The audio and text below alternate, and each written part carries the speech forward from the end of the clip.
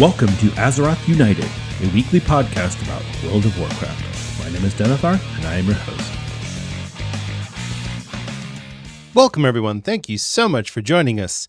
It's Saturday night in Azeroth, and we have a great show lined up for you. Today, we're covering the Race to World First, Liberation of Undermine. We have all the ins and outs and details of the race to kill Mythic Chrome King Gallywix, as well as all the bosses in the Liberation of Undermine Raid. So pull up a chair, sit back, relax, and enjoy.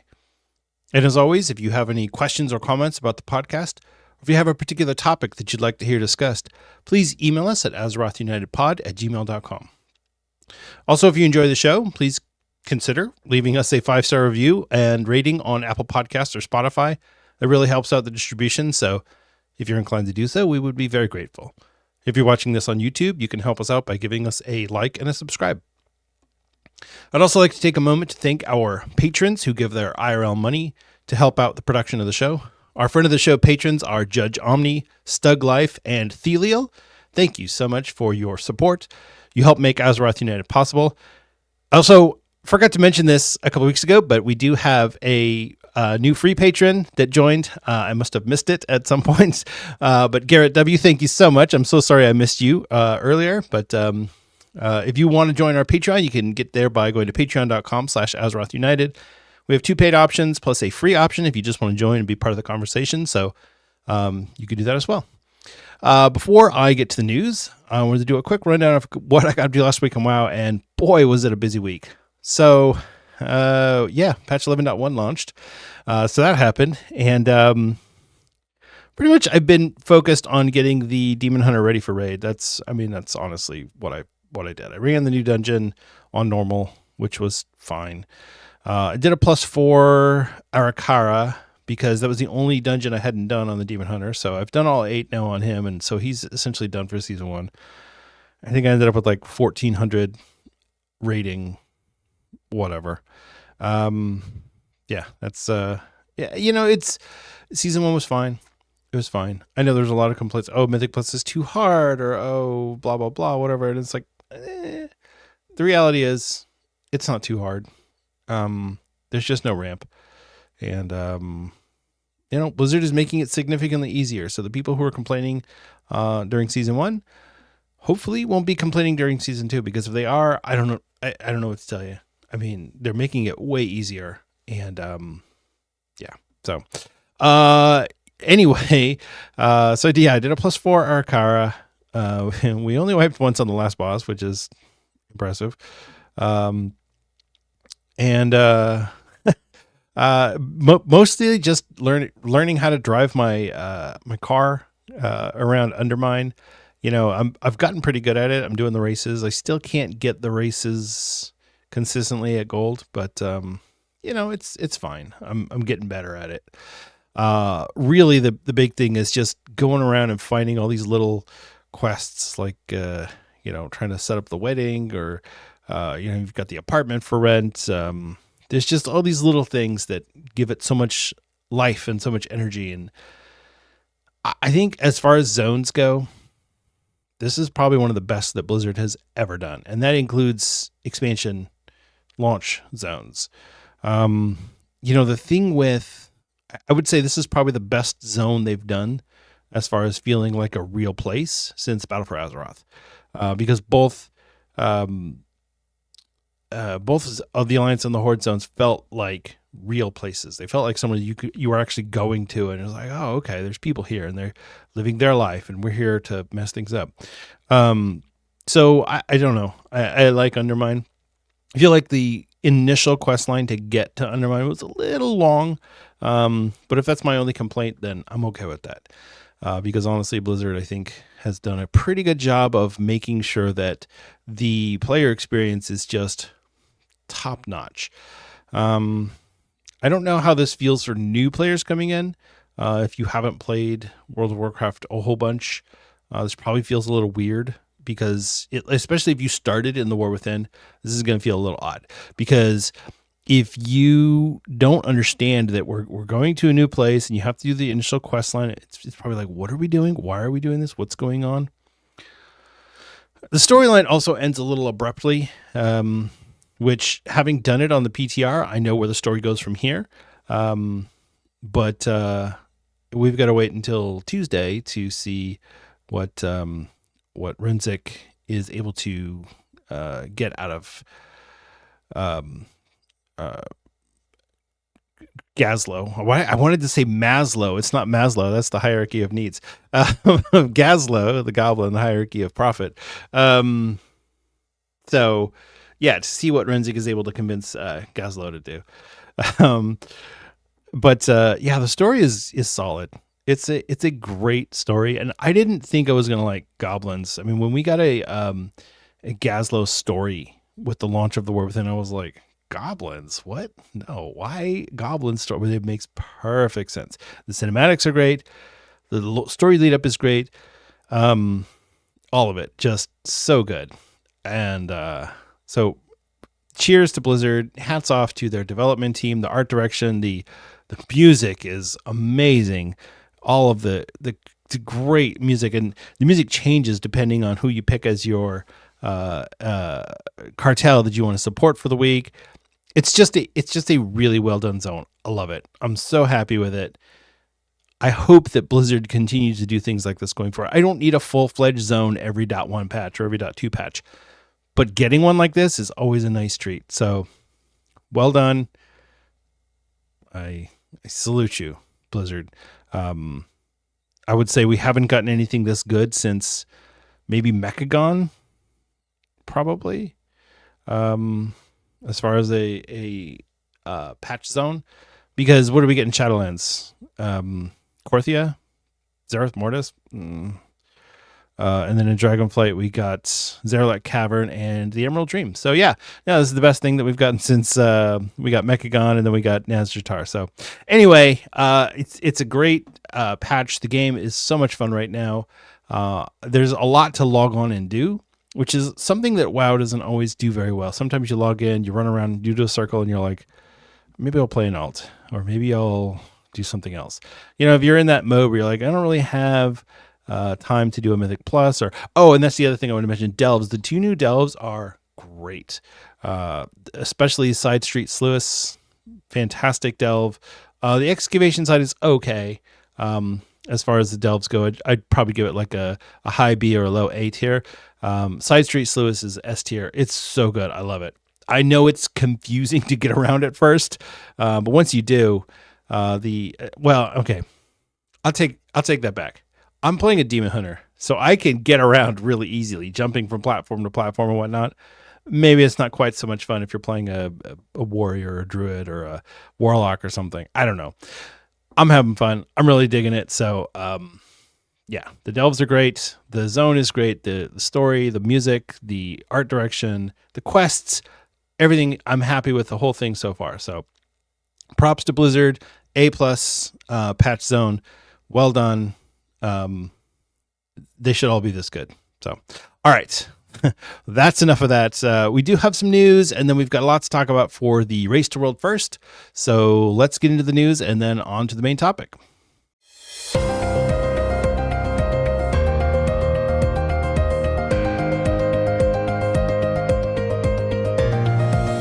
It's time for the news.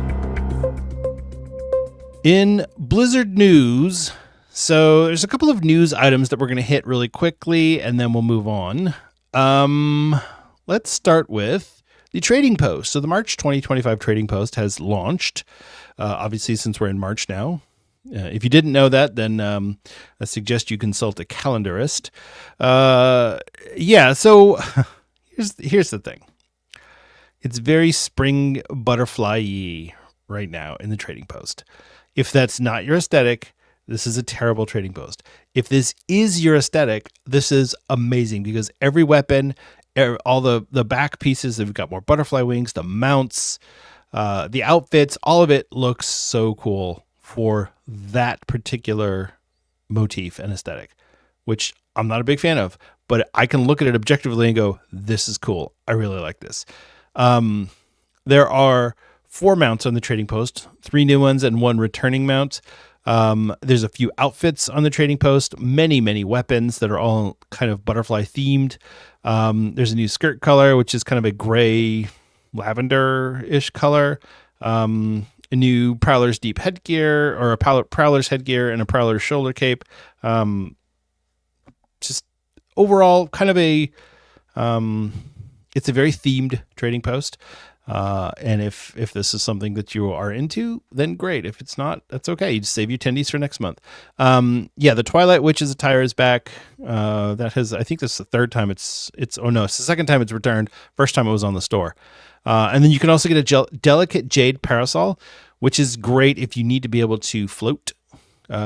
So I remember back in Dragonflight, there were some dungeons that was considered BIS to, or the meta to float down. I think it was Azure Vault. Anyway, it was, if you didn't have your parasol, then you'd get kicked from the group. So, it's 200 attendees. Go ahead and grab one if you don't already have one. Or if you're a Demon Hunter or an Evoker, you can just laugh and save your tendies. So that's pretty much it from the trading post. Like I said, there's some good stuff on there. If you're like me and you don't like having your weapon clip weird on your back, and you don't mind butterfly wings, there's 2 new butterfly wings that actually hide your weapon. They're 225 tenders each. There's that. And like I said, there's a bunch of mounts on there. So if you're just collecting mounts for the number and you're just trying to collect X number of mounts, then go ahead and buy the butterfly mounts. So, all right, that's the... Like I said, it's not a huge deal, and not every trading post has to be the most amazing, stellar trading post that I ever witnessed. And I honestly, I didn't even write down the name of the trading post item. It's a butterfly themed ensemble. I think it's a helm, shoulders, and waist. It's not for me. So sorry, if you are really excited about this trading post, great. I'm happy for you. This is not my cup of tea, and so we'll move on. Since I mentioned it briefly last week, but it is actually live now, the new Twitch drop for Talk the Clocker Spaniel Pet is available now until March 25th.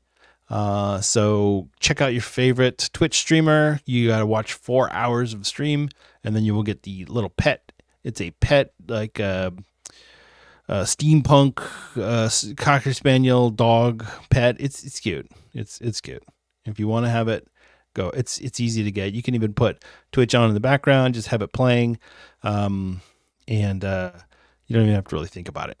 If you don't know how to have your Twitch account set up for drops, you have to attach your Battle.net account to your Twitch account. It's easy to do. You just have to follow the instructions. I'll put them in the show notes again this week, so that if you are unclear about that process, you can go ahead and get your free pet.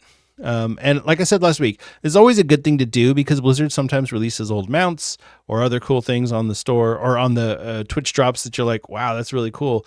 And if you don't get it because you couldn't figure out how to get your account added to your Battle.net account added to your Twitch account, you're going to be sad. And it does take a little bit of time after you link the 2 of them together for you to be eligible for drops. So make sure you do it as soon as possible, and you will have access to Talk the Clocker Spaniel. Speaking of cuteness, it's the theme this month. The Meeksy Mount Pack is available. These are T-bears. I guess it's like some Pandaria thing. I don't know. There's 5 mounts on the store available. It's $65 for the pack of mounts. And this is valid through April 28th. So you have a red one, which is Meeksy T-Tuft, a purple one, which is Meeksy Brew Thief, a gray one, which is Meeksy Softpaw, a blue one, which is Meeksy Rufflefur, and an orange one, which is Meeksy Rolling Paw. So if you like cute-looking bears that are kind of panda-ish themed, then your $65 will be well spent on these mounts. They are flying mounts, so if you want to be able to fly and skyride on them and whatnot, you can do that. So, check that out. And finally, on the store, we have the WoW game sale. So this is a sale now through March 11th. There's a few things on here that I found kind of interesting. So the War Within is available. All 3 editions of the War Within are on sale. They are 40% off. So the base edition is $29.99. The Heroic Edition is $41.99, and the Epic Edition is $53.99.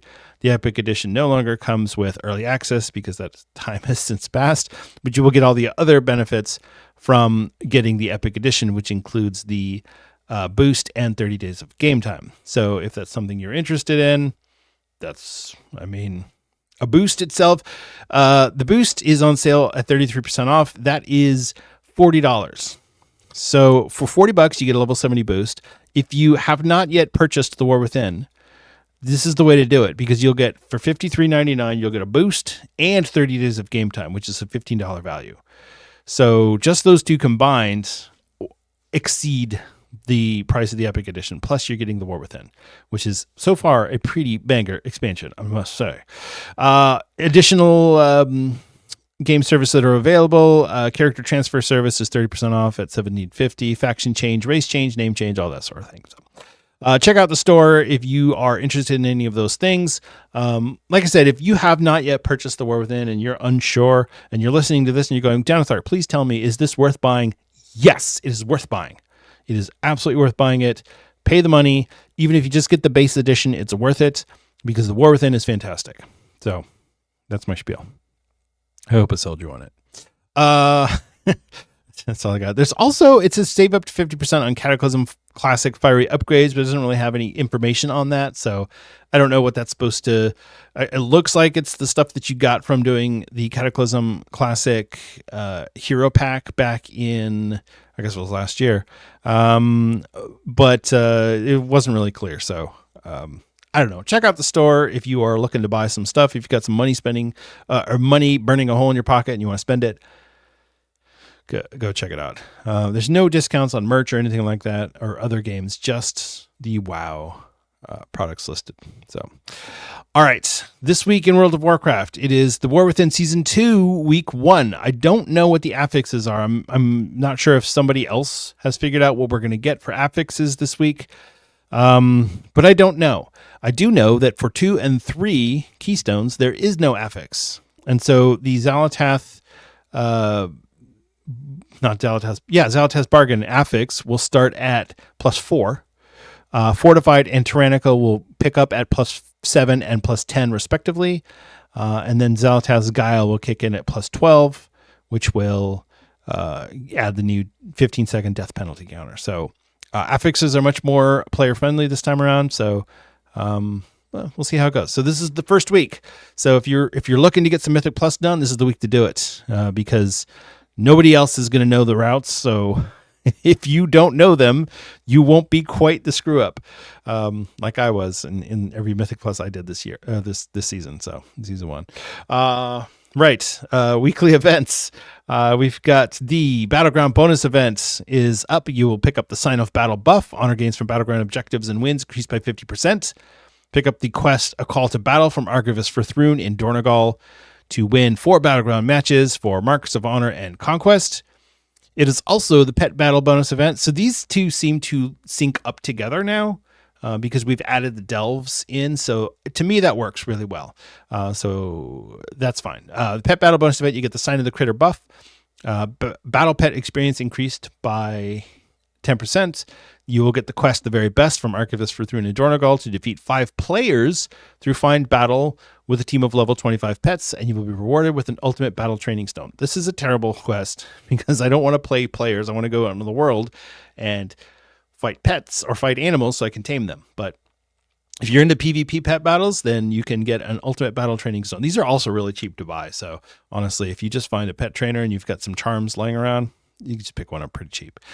The PvP brawl this week is Cooking Impossible. Nomi is hosting a Pandaria chili cook-off in the Valley of the Four Winds between the Alliance and the Horde. The first to bring Nomi all of the required ingredients wins. This one's a little different. So yeah, your goal is to finish cooking your meal. But you can stop the opposing faction from doing so, or you can focus on your own meal. Either way, it's an interesting one. You can, when you zone into the brawl, you'll get the quest Something Different to win a PvP brawl, and you'll be rewarded with Conquest, Honor, and Marks of Honor. The Kalimdor Cup is continuing on this week. It will last through March 10th. The Raiders of Azeroth invite Skyriders to compete in races throughout Kalimdor. So you will be able to talk to, there's somebody in Dornogal. I forgot to write down their name. There's somebody in Dornogal that you can talk to for this, but yeah, go to Kalimdor, do the Skyriding races. It's fun. And finally, the Dark Moon Fair is up starting today, actually. Starting tomorrow, starting tomorrow, March 2nd. Meet Silas Darkmoon and his troupe, play games that test mind and nerve, and behold the exotic sights from the four corners of Azeroth and beyond. You know I love the fair. You get your knowledge points and your skill points if you haven't maxed out your trade skill professions. Knowledge points are always beneficial. Little bonus knowledge point for you. You get the XP buff, which is going to be really great this week because we're working on Cartels of Undermine rep. So if you haven't already picked that up, make sure you pick that up before you do anything Goblin related on Sunday or Monday. And then again, obviously for the rest of the week. So yeah, Dark Moon Fair, go ride the merry-go-round, ride the roller coaster, get shot out of the cannon, go check out the Death Metal Nights concert, fly through the rings, all that stuff. It's a lot of fun. I love the Dark Moon Fair. All right, that is all of the news for today. I am rushing through this because there's a lot of Race to World First topic that I want to get into, and I don't want to have this episode drag on too long. So we will just get into our main topic of the week. It's time for the main topic of the week.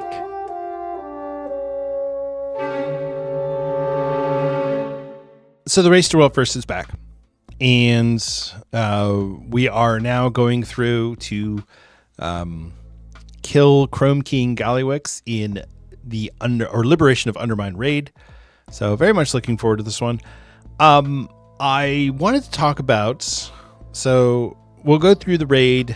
We're going to go through the tier sets, the bosses, what happened in the last Race to World First for Nerebar Palace. We'll talk about all of that stuff, but I wanted to start off by just mentioning that the Race to World First is obviously a very exclusive thing.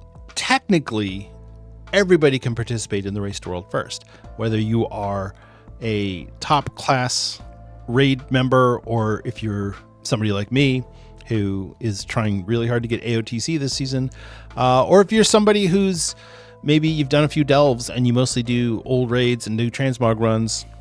Maybe you do a couple Mythic Plus and you do some LFR.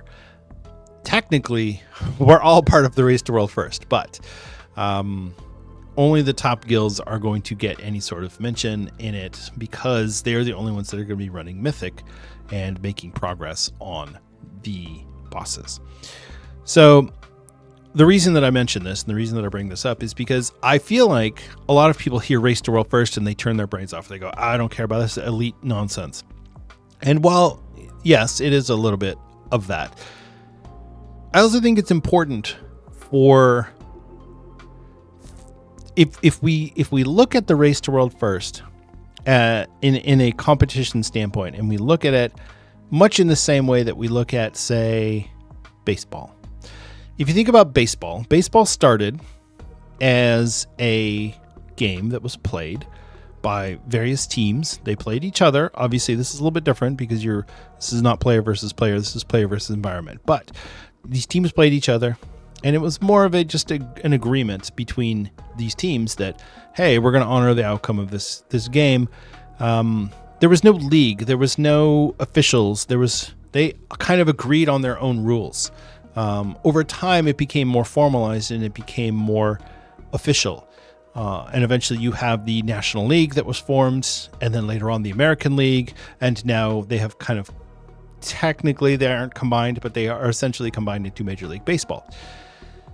But the reason that I'm drawing this analogy to baseball is that baseball was the first sport in North America to organize in this way.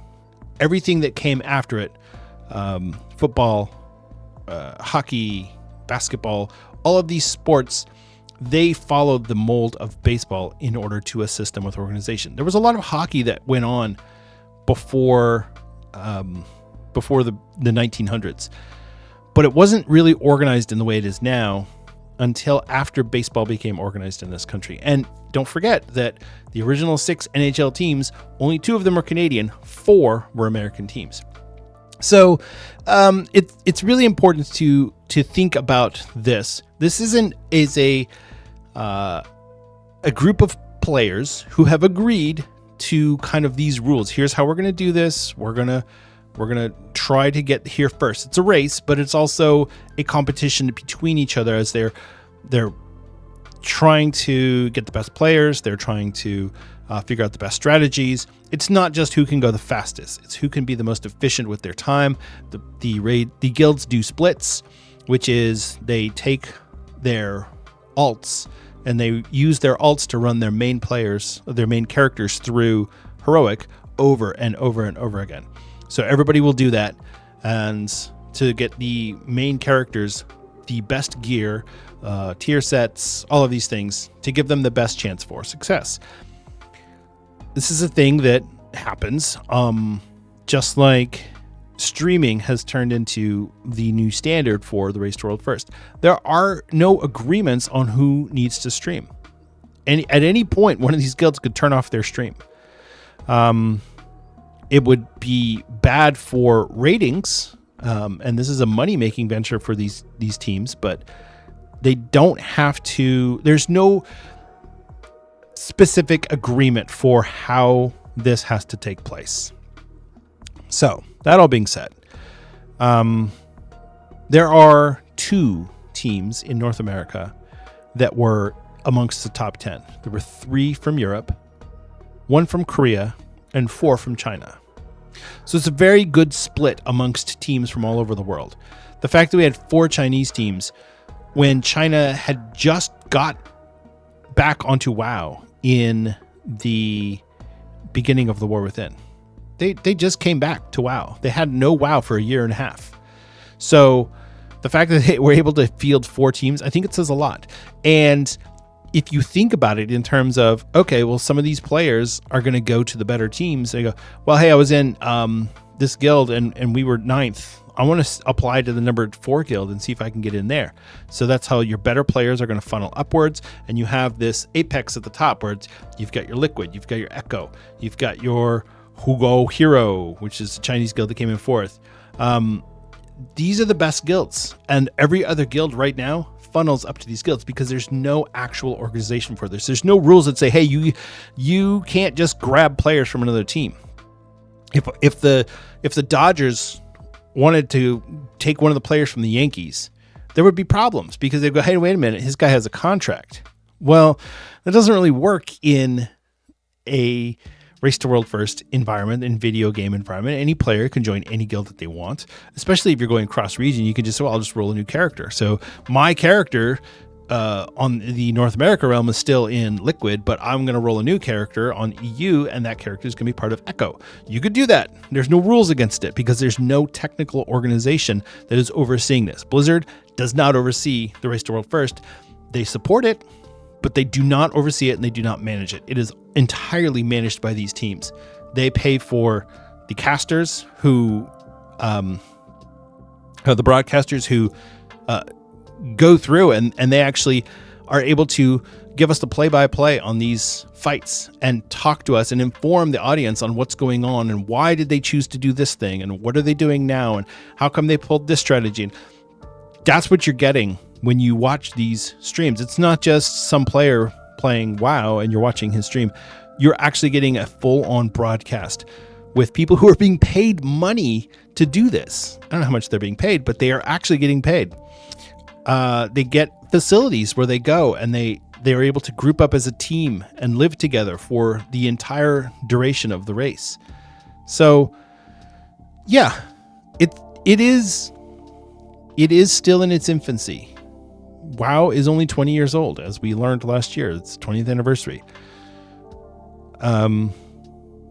So what does that mean for the future of the Race to World First? I don't know. I think eventually we might end up seeing some sort of official WoW esports league that would form. It might not even be something that's managed by Blizzard. This could be something that's entirely player driven and everybody agrees to the rules, and so you're able to join. Or Blizzard could, as many people have speculated in the past, they could end up going the route of a tournament realm. And they could say, okay, here's the tournament realm. here's the rules for this realm. Here's how players need to behave. Here's blah, blah, blah, blah, blah. You have bylaws that everyone has to agree. You could do all these things. But really, what it boils down to is there has to be a willingness to be cordial with each other. Competitive, yes, but this is all amongst friends. And even if the guilds in China aren't necessarily chit-chatting with the guilds in Europe, that's okay, because we're all playing this game together, and everybody's trying to get there first. They want to get that first kill. They want to get the notoriety. They want to get the fame. The Chinese guilds have an extra incentive because they are being offered money by the company, and I can't think of the name of the company now, the company that runs WoW in China. They're offering basically a bounty for the first guild to get the world first kill. So there's a lot of incentive behind this. And the guilds in North America and Europe, they're, well, not just North America, Oceania, and South America, I believe, are all in one region. So they have incentive too, because we're looking at sponsorship money. We're looking at Twitch money. We're looking at viewer money from streaming, YouTube. I mean, there's a lot at stake here.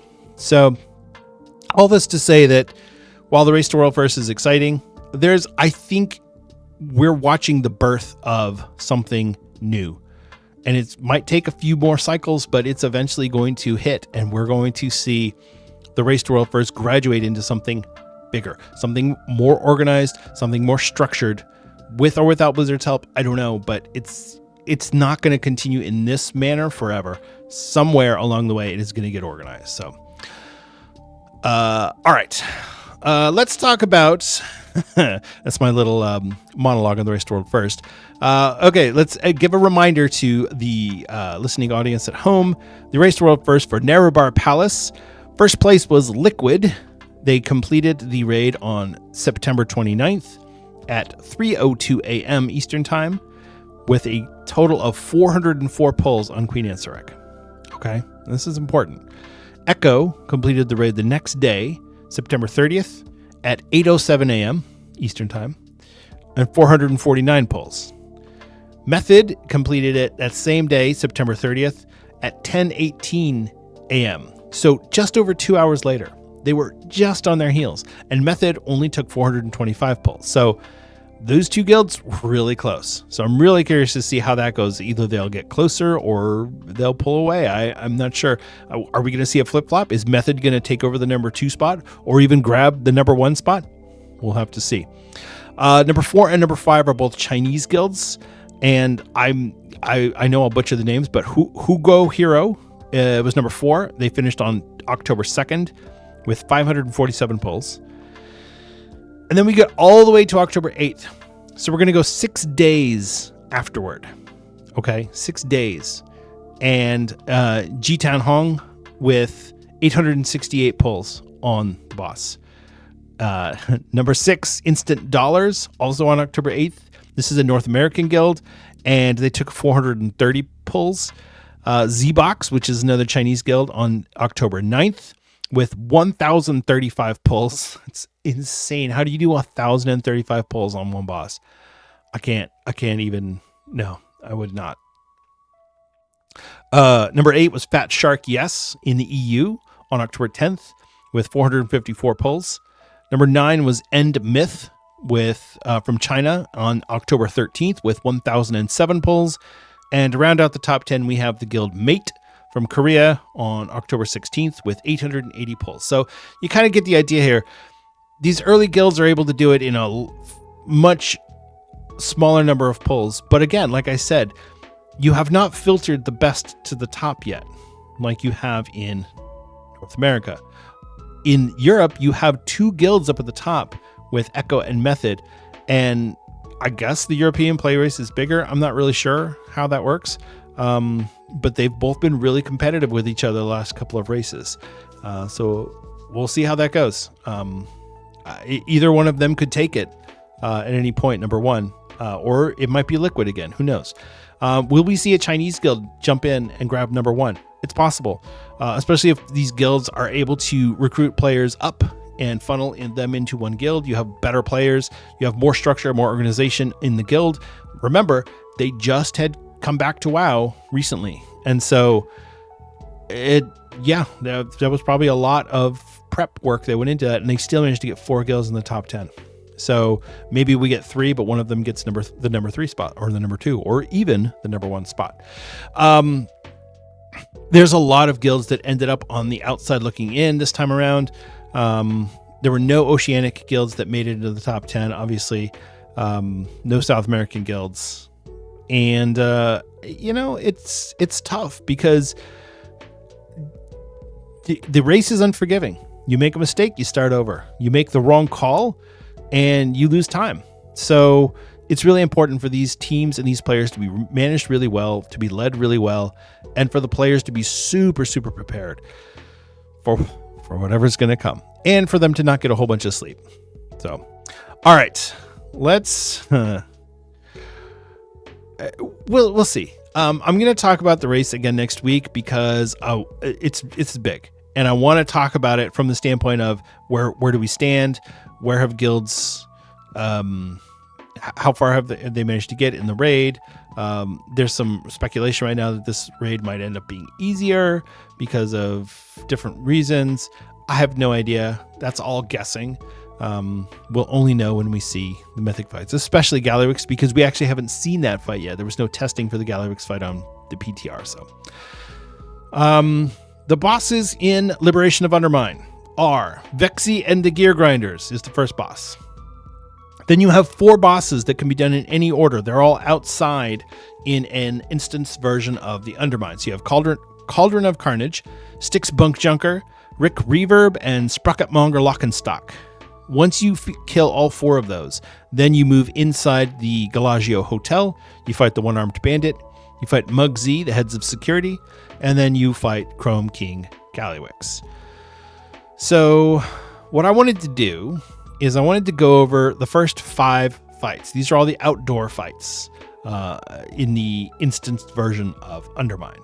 And then next week, we'll talk about the final 3 bosses, which are One-Armed Bandit, Muggsy, and Gallywix. So let's start off with the Vexy and the Gear Grinders fight. So this is a 2-phase fight.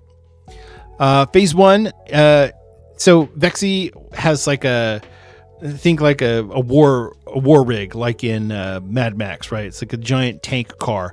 It's got protective plating on it. On normal, it'll have 4 stacks, and on heroic, it'll have 6. Once you break all of the stacks, it will start phase 2. There's a tank buster mechanic, literally called Tank Buster. You have to taunt swap after that, and on heroic mode, it leaves an oil slick under the boss. Call Bikers is an ability that Vexy will use to call the Gear Grinder Bikers. You have to kill them. When you defeat them, they will abandon their bike and then and also throw some oil canisters through the air. So players can either catch the oil or it will leave an oil slick when it lands. You have to click on the bike that they left and choose Blaze of Glory, which is number 1. And if you hit the boss, it will remove 1 stack of plating. And I believe on Mythic, you have to charge it with oil canisters. On heroic mode, the boss will also cast Oil Slick, which will randomly target players. And if you Blaze of Glory your motorcycle through an oil slick, it will scatter out of the way and it will not hit the boss. And so I think there's a timer on the boss for how to do this particular phase. If you don't get it done quickly enough, the boss will enrage and wipe the raid. And finally, there's Incendiary Fire. It will randomly target players, and so if you get targeted with it, you go stand near an oil slick, and you got to try and bait the fire onto the oil slick so it will burn up the oil and have that go away. Phase 2 of the fight. Once you've taken off all of the protective plating, you will get Mechanical Breakdown, and it is a 45-second burn phase for the boss. There are pit mechanics that will come out, little ads. They will attempt to cast Repair on the boss. This will decrease the amount of time you have for the burn phase, so you're going to want to interrupt, CC, AoE, whatever you can do to get those guys killed down quickly. As soon as the burn phase is finished, you will go back to phase 1. The boss will get 6 more protective plating, and you will go through the whole thing again. That's the whole fight. Not a super complicated fight. The most difficult part is making sure that you do the motorcycle mechanic correctly and get them targeted onto the boss. All right. Next up, we will go to Cauldron of Carnage. This is a 2-boss, 2-phase fight. So you have two bosses. There is Florendo, the T-Rex, and Torque, the Gorilla. So this is kind of like, the whole Godzilla versus King Kong thing. You have to keep the bosses separated. They both put out a stacking, a debuff that if you get both of them together, it will wipe your raid. So you're going to want to keep them separated. I think it's like 60 yards or something. So basically on opposite ends of if you know the area, it's like the fight dome in the northern part of Undermine. So Florendo as the T-Rex, he will cast Blistering Spite, which is the debuff that I mentioned. He will cast Scrap Bomb, which is something he will throw out. You have to soak it. I believe it's just a traditional soak thing. You have to have, the more people that soak it, the less damage that it does. On heroic mode, it will leave behind a molten pool that you will not want to stand in. So you're going to want to try and bait this to one part of the arena, but it's really hard. You'll end up with fire everywhere. It's just how it goes. Then he will also cast Blast Burn Roar Cannon, which is a giant laser that will track the player that it targets. It randomly picks a player and it will track them. But then once it locks into place, the player can get out of the way, and everyone's going to want to get out of the way because it will one-shot you. You want to put it away from the group and away from the scrap bombs and run like hell once it locks in. He will cast Molten Phlegm, which randomly targets players, and it's AoE fire damage, so you're going to want to spread out. Eruption Stomp, which is the tank buster, deals fire damage. Not much you can do there. You just have to soak it. Torque the Gorilla, he will cast Galvanized Spite, which is a debuff. So the trick with Torque is his whole mechanic is movement based. So if you move, you increase your bar. If you stand still, you decrease your bar. If you fill up your bar all the way, you are stunned for 6 seconds. And on Heroic, it will stun any players within 10 yards of you also, which sucks. He casts Thunderdrome Salvo, which he will throw things at you that will land where you're standing. So you're going to want to kind of stutter step, not just run around in circles, because that will spread them out too much. He will cast Lightning Bash, which is a tank buster that does nature damage. And he casts Voltaic Image. So he summons an image of himself and it will fixate on a player, and then it will chase them until it hits them. And when it does, it will do nature damage to all players within 10 yards. So you're going to want to move out of the group when you get that, and he will drop a pool of lingering electricity that silences and pacifies players when it does make contact. That's phase 1.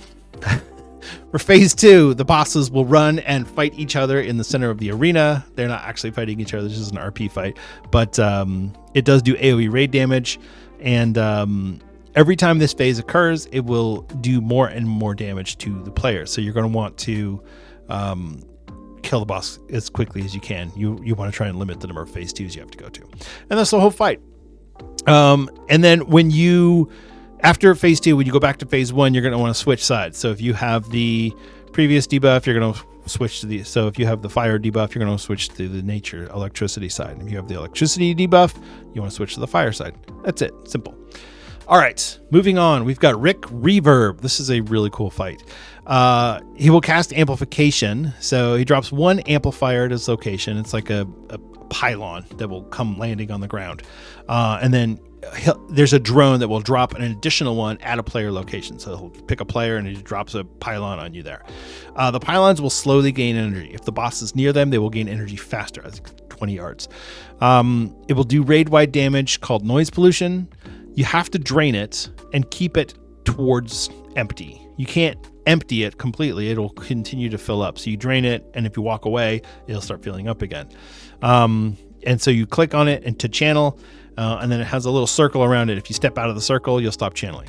It applies a debuff called Lingering Voltage while you're channeling, and on Heroic, that Lingering Voltage will stay on the player for 45 seconds, increasing the damage taken by Lingering Voltage. So you need to switch out which players are doing it on Heroic. On normal, it doesn't matter. You can just have the same player do it over and over again, but on Heroic, you're going to want to switch. And then at full energy, he goes haywire, or I'm sorry, at full energy, the pylon goes haywire and does massive damage to the raid. So it's not a complicated mechanic, but you have to pay attention to it. And if you're doing it on Heroic, then you need to make sure you assign people. The boss will cast Echoing Chant. So all amplifiers will emit a Radiant Echoes projectile. This is like a wave that comes out of the pylons. It will stack a dot on you when hit. If you get hit by 2 stacks on Heroic, you will get mind controlled by the boss. So don't do that. He will cast Sound Cannon, which targets a random player. You just have to move out of the beam. He will cast Faulty Zap, which targets a random player, and it will deal nature damage to anyone in the circle. He will cast Sonic Blast, which is the tank debuff. It does sonic damage, and it's not reduced by armor. I don't know what sonic damage is. I guess it's just like it's too loud or something. I don't know. And it applies a stacking debuff to the tank, so you're going to want to taunt swap. And then finally, Heroic, there will be Spark Blast Ignition. So the ads will toss in pyrotechnics that must be destroyed before they explode. If you damage them, you'll get a haste speed debuff. Damage the pyrotechnics to get rid of them. So you get a haste and speed buff if you do that. Phase 2, the boss will get Sound Cloud, which reduces damage taken by 99%. He will cast Blaring Drop, and it will emit a ring of damage. One of the amplifiers that's up will turn blue, or the ring around it will turn blue. You need to go stand in that ring, and when you do, if the wave comes to you, you will get knocked up in the air to go over the ring. Think like the Ansarek fight, where you have to stand in the green ring, except this happens automatically as long as you're standing in the blue circle around the amplifier. So you don't want to spread the amplifiers too far around, because if the one that turns blue is the one all the way on the other side of the room, you're screwed. And you need to make sure you're dodging the radiant echoes. And then it goes back to phase 1. That's the whole fight. So again, these fights are not super complicated. There's a lot going on. And because of Blizzard's new technology to broadcast exactly where AoE damage is going to occur, it makes it really clear when it's AoE damage, which means that they're able to put a lot more AoE damage down, because it's like, hey, well, you can see it, so we can put more. So there's that. All right. Next up is Styx Bunk Junker. This is my favorite. This one's ridiculous. So the boss will slowly gain energy, and at 100 energy, the boss will cast Electromagnetic Sorting, which does nature damage to the raid, and will cause garbage to come up from the landfill. Okay. 1 tank and 4 other players will get Rolling Rubbish, which is a ball of garbage that will just roll around the room. And so your goal is to roll through small garbage piles until your bar is halfway full. And once it's halfway full, you can start also rolling through the large garbage piles. Once your bar is filled up, 1 player will roll into the discarded Doomsplosive, which is a giant bomb. You need to get rid of the bomb. All the other players will roll into the boss. If you hit another player on your team, it will stun them. So you don't want to hit other players. Yeah, it's fun.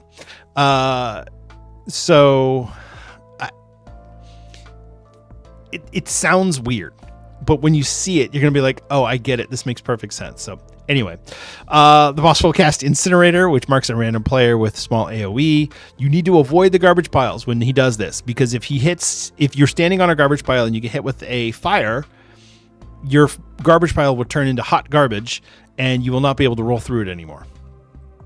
Because, reasons. There are ads in this fight. So you have the Scrap Masters, who you need to interrupt. You have the Junkyard Hyenas, who you need to tank. The Hyenas will also apply on Heroic. They will apply Infected Bite that reduces healing received. So that must be dispelled by a priest or a paladin or whoever can dispel diseases. And then also on Heroic, you will get Territorial Bombshell. So there's 3 of these little crab guys, and they will go stand on a garbage pile. They will not move until they get to 75% health. After they've moved, so you damage them down. Once they move, then you can start rolling through those garbage piles again. Otherwise, you can't. You cannot roll through those garbage piles because they will not move. If you don't get them down to 75% health fast enough, after 30 seconds, they will destroy the garbage pile. And if there's a rolling rubbish ball nearby, it will destroy the ball too. So you no longer get that benefit of that. To roll into the boss. Demolish is the tank buster. It does nature and physical damage. On Heroic, there's another tank buster, which is Meltdown, which does nature damage. And then finally, there's Overdrive, which is kind of an intermission phase. It only happens once. And basically, the boss will fly into the air and spawn a bunch of damage circles. that you have to avoid. And then there will be a big giant circle that's where the boss is going to land. And after he lands, he increases his attack speed by 25%, and he randomly sets garbage piles on fire. So yeah, the fight gets a lot harder after this intermission phase. So, but like I said, it only happens once. It's not like a stacking buff that the boss gets or anything. It's okay. Now the fight's going to get harder. Okay. And then finally for today, the last boss that we're going to talk about is Sprocketmonger Lockenstock. These names I love. This is a 2-phase fight. The first phase is so basically you're in a room and it's got there's 6 sections that you can stand on, and then there's 3 lines that go across. No, it's 4 sections, and then there's 3 lines that go across. So they're breaking them apart. Sorry, you have to see it. If you look at it, you'll go, oh, okay, this makes sense. Basically, 2 of those 4 segments are going to be covered in lightning every time, and so it'll periodically switch which 2 are covered in lightning, but it's going to follow the same pattern every time. So you don't have to worry about guessing where it's going to go. Where is it? Oh, is it? I have to bait it. No, it's going to follow a pattern. So if you learn the pattern, it's like the dance for Hygen. If you know the dance, you're going to be fine. He'll cast Screw Up, which is marks random players who will drop screws at their location for 3 seconds. You're going to want to keep moving and move away from the boss to a location to drop your screws.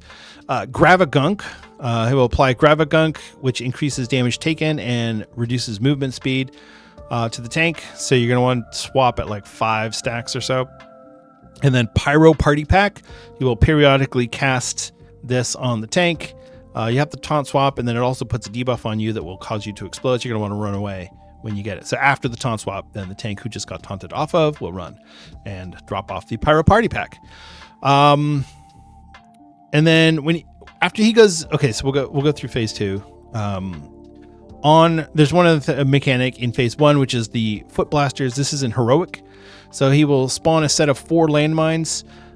Basically, the landmines have to be disabled by the players. You have to step on it, and it will cause the landmine to go off. You take damage from the landmines, and you get a debuff for 2 seconds.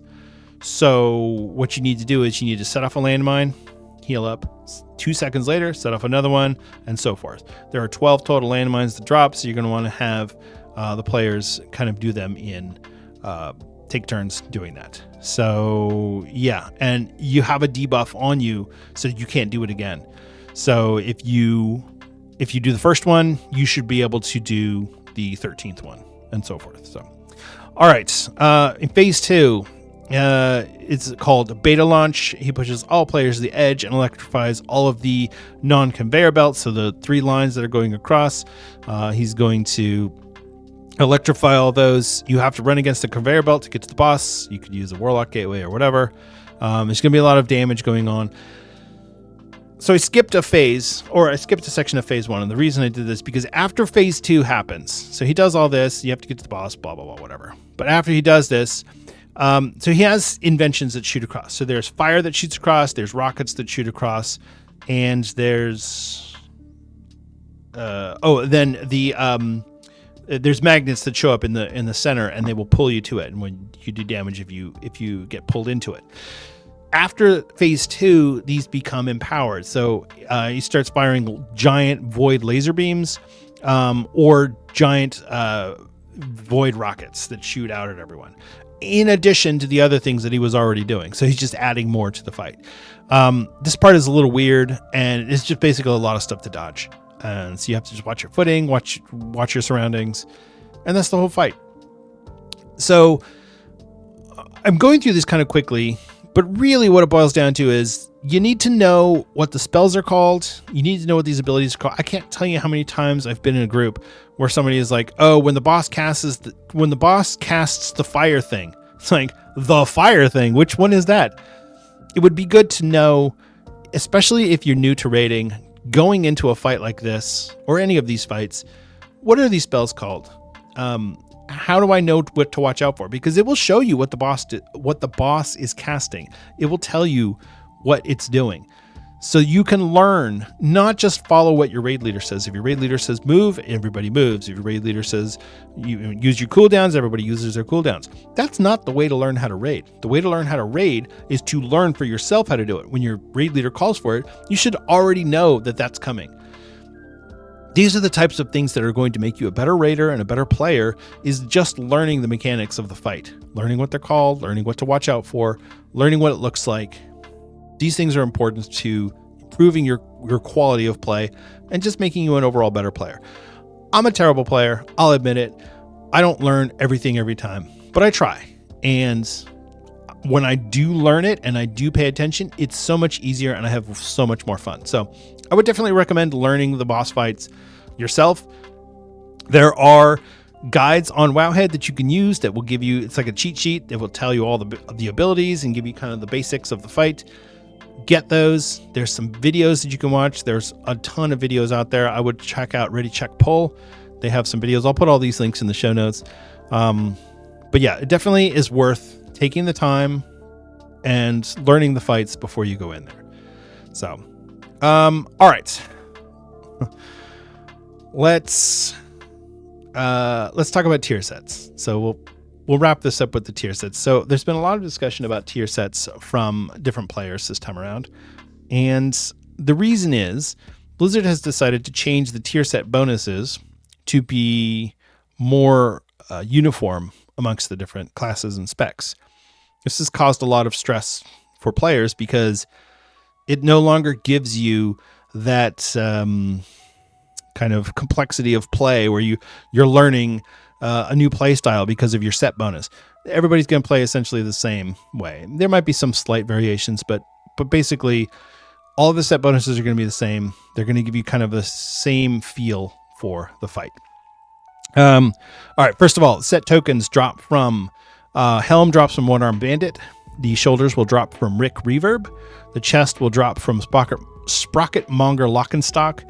The hands will drop from Cauldron of Carnage, and the legs will drop from Styx Bunk Junker.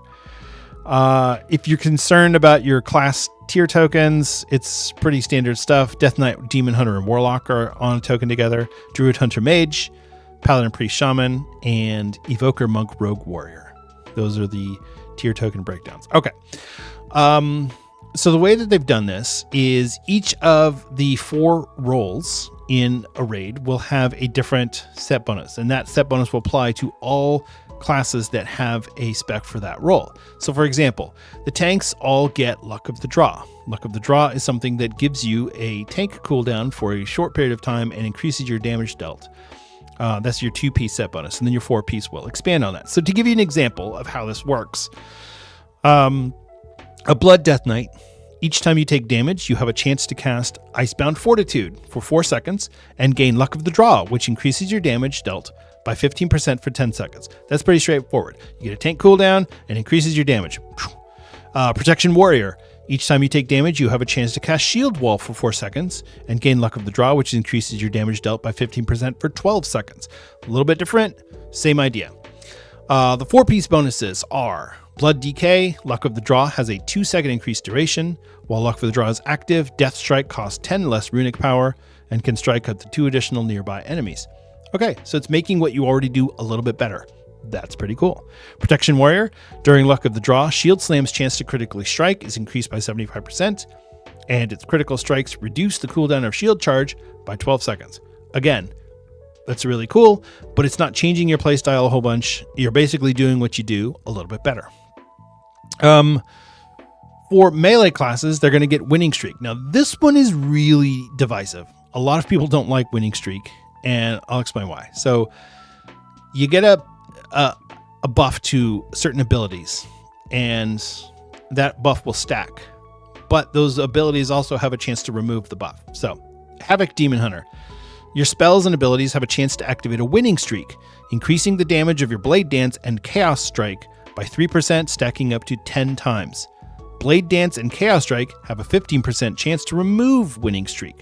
So your spells and abilities, so anything you do has a chance to activate a Winning Streak, and it will continue to stack up to 10 times. You could get a 30% damage buff for Blade Dance and Chaos Strike, but every time you use those spells, you have a 15% chance to remove the buff.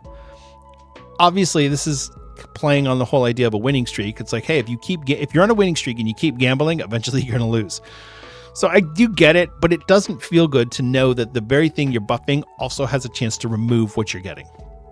For Retribution Paladin, the two-piece is your spells and abilities have a chance to activate a winning streak, increasing the damage of your Templar's Verdict and Divine Storm by 2%, stacking up to 10 times. Spending Holy Power on damaging abilities has a 12% chance to remove winning streak. So anything that costs Holy Power has a chance to remove winning streak. This could be Word of Glory. This could be Templar's Verdict, Divine Storm. If you happen to put on a shield for some reason, I don't know. Yeah, so there you go. The 4-piece set bonuses for these. Havoc Demon Hunter winning streak persists for 8 seconds after being removed by Blade Dance or Chaos Strike. Okay, that's fine. Entering Demon Form sacrifices all winning streak stacks to gain 2% critical strike chance per stack consumed last 15 seconds. So if it's 10 stacks, which is your max, you'll get a 20% critical strike chance bonus for 15 seconds. Not a great trade-off, but it's still something. And again, this doesn't change your playstyle at all. I mean, I'm sure some people will play slightly differently, but as far as I'm looking at this, unless you're doing super high-end content plus 20 Mythic plus or Race to World First, cutting edge rating, you're not changing your playstyle for this, which I think was the goal from Blizzard. Retribution Paladin, when you lose your winning streak, you get the last Holy Power spent back. You cannot lose Holy Power for the next 4 seconds, and the damage of your Holy Power abilities are increased by 10%. Okay, so again, not really changing a whole bunch. Maybe you're going to, when you lose your winning streak, you know that you need to do a bunch of stuff in a certain way to burn a bunch of Holy Power. I don't know. I don't play Retribution Paladin. But yeah, I can see that there's a case to be made for this. And that's why I said this one's a little divisive. Some people really don't like it. So, all right, ranged DPS. And hunters are getting lumped in with all the casters in this category, which, whatever. So you're going to get a buff to an ability or a secondary stat. And will also, your cooldown will trigger too. So Beast Mastery 2-piece is your spells and abilities have a chance to hit a jackpot that fires a barbed shot at 200% effectiveness. Casting Bestial Wrath always hits a jackpot. So the jackpot being a little different from winning streak, you're just going to win one time and that's it. So you get this one-time bonus, in this case, a 200% damage barb shot. And if you do Bestial Wrath, you get one every single time. Affliction Warlock, your spells and abilities have a chance to hit a jackpot that increases your haste by 12% for 12 seconds. Casting Summon Dark Glare always hits a jackpot. So same idea, except in this case, instead of buffing a spell, you're getting a haste buff. So it's a little bit different. The 4-piece bonuses are Beast Mastery. Hitting a jackpot infuses your pet with a mutagen, causing its auto attacks to deal increased nature damage to its target and up to 5 enemies within 10 yards for 8 seconds. Mutagenic attacks reduce the cooldown of Bestial Wrath by 0.5 seconds. Again, this isn't going to change what you do. Your pet's already attacking. Not really a whole bunch you're going to do there. Affliction Warlock, hitting a jackpot also increases the damage of Unstable Affliction by 50% and causes Unstable Affliction to spread to up to 3 targets within 40 yards for 12 seconds. Again, that's cool, but not really changing your playstyle. All right, the final one is the healer one. And this one's a little, I don't know. I feel like this is a little clunky. Healing spells will apply your insurance. You get a 15-second hot, and if your ally drops below 40%, they get a burst heal of a portion of the overall hot damage. So let's go. Mistweaver Monk. Your healing spells have a chance to apply insurance to their targets that heals them for, it gives us a percentage of your spell power, but basically it heals them for a certain amount over 15 seconds. Insurance is consumed if an ally drops below 40% health to heal them for less of that spell power. So what happens is you get you have a chance to apply insurance to your target, and it starts putting a hot on that target. If that target suddenly drops below 40%, it gets rid of the hot and it heals them for a portion of the overall heal. This could be a really good thing. It could help healers, or it might be, for example, if a player drops below 40% health, a lot of times the healer will spend a cooldown to heal their target back up.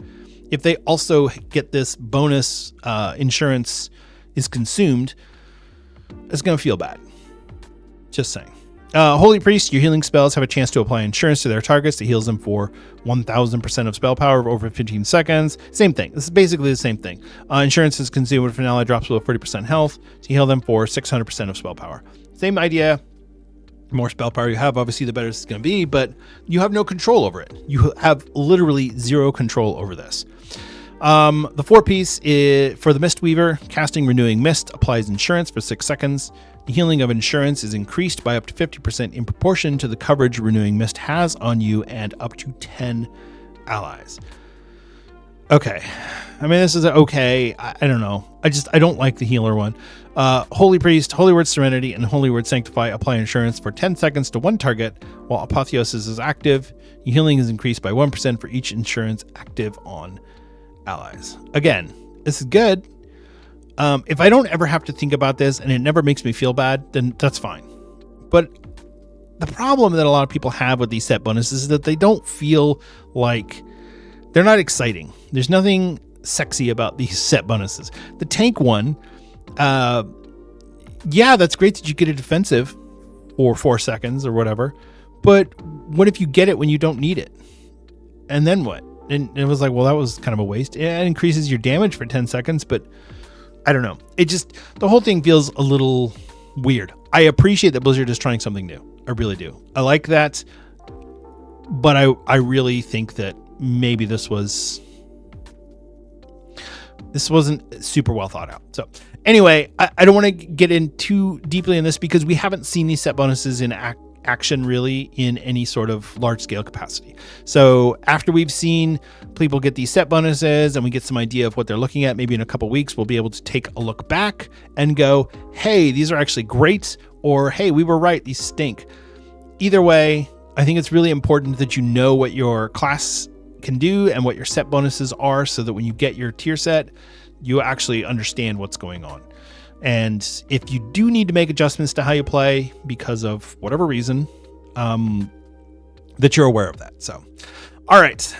I think that's about it. I mean, I've talked a lot about the Race to World First, Liberation of Undermine, the tier sets. We have a lot still to talk about with this stuff. We're going to get to more next week. We'll talk about the final 3 bosses, One-Armed Bandit, Muggsy, the Heads of Security, and Chrome King Gallywix. We will give updates on the Race to World First, where everybody is, what it looks like is going to happen in the race. And we'll see, hopefully we'll get a little bit of feedback on these tier sets and see, are they working? Are they not working? And maybe talk about kind of where all the classes are. I don't like to do tier lists for classes because I feel like that gives people the wrong idea, and makes them feel like, oh, I'm an A tier, so I'm good. Or I'm an S tier, I'm good. Or I'm C tier, I'm bad. Not necessarily. If you're a good player and you play well, any class can be a good class. If you're playing a class that you're not familiar with because it's an S tier class, you're going to have low DPS because you're not familiar with this class. You got to learn, you got to practice, you got to put in the time. So anyway, all right, that is going to wrap up our show today. Thank you so much for listening and for watching. It is always a pleasure and a privilege to get on this microphone and speak to you. Like I said, there's a lot to go over with the raid and all of this content, so we are going to be hitting the rest of this next week. But I did want to at least get the beginning intro. A lot of guilds are going to get into Liberation of Undermine and do the first 5 bosses, and then that's going to be it, because there is a definite increase in difficulty going from the first 5 to the last 3. And I mean, we're just assuming with Gallywix because we don't know. We haven't seen that fight yet. But the One-Armed Bandit and Muggsy are both apparently really difficult fights. So it'll be a lot like Narrowbar Palace, where we get through Rashanon, and then a lot of guilds stopped after that on Heroic or Mythic, because it was kind of the wall. So you might hit a wall in the first week. That's okay. Make sure you're having fun. Make sure you're enjoying your guildmates. Or if you get into a pug, just be polite and be kind and friendly to everyone. That's all you need to do. And you can have a good time. So, all right. If you want to get a hold of me directly, you can reach me. I am on Twitter and Blue Sky. I'm at Denethar on both of those platforms. You can catch me streaming on Twitch or YouTube. I started streaming on YouTube, and I don't like that. So I'm streaming to YouTube and then copying the stream to Twitch. I'm going to switch that around and go stream to Twitch and then copy to YouTube. I feel like that's going to work better. But you can catch me on both of those platforms. I am at Denethar01. I will have all links in the show notes, including the Azeroth United links in our link tree. It'll have the link to our Patreon. It'll have the link to our Discord. Come on, join our Discord. There's a lot of conversations going on, and you can jump on there. There's just there's a lot going on right now. So I'm enjoying the new patch, and I hope you are too. So, all right. Remember to be good to each other out there. That's a real life person on the other side of that keyboard. And just because their class is C tier doesn't mean that you can't be nice to them and just smile and nod and say, it's all right, man. You're doing pretty good damage. So, all right. Take care. I love you all. And I'll see you in Azeroth.